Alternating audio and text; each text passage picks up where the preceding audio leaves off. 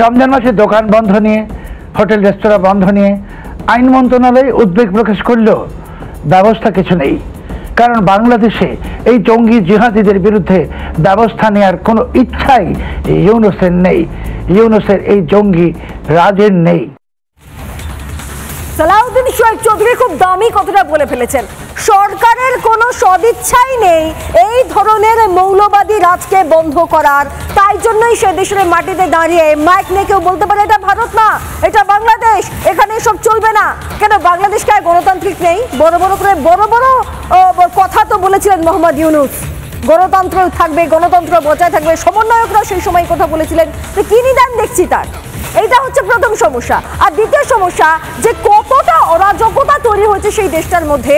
এই সমস্ত জামাতি মৌলবাদীরা তারা বলছেন যে মহিলারা ঘরের বাইরে বেরোবেন না, চোখের গুনাহ হয়ে যাবে, আর যদি বেরোন পুরো ঢেকে বেরোবেন, নইলে খুব সমস্যা হবে। দেখুন না তাদের এক একটা বক্তব্য শুনুন। মা বোনদেরকে বলবো, আপনারা রমজানকে কেন্দ্র করে বেপরদা চলাফেরা করবেন না। এই সময় মানুষ চোখের হেফাজত করতে চায়, কোনোভাবেই যেন কারো চোখের গুনাহ না হয় আপনার কারণে।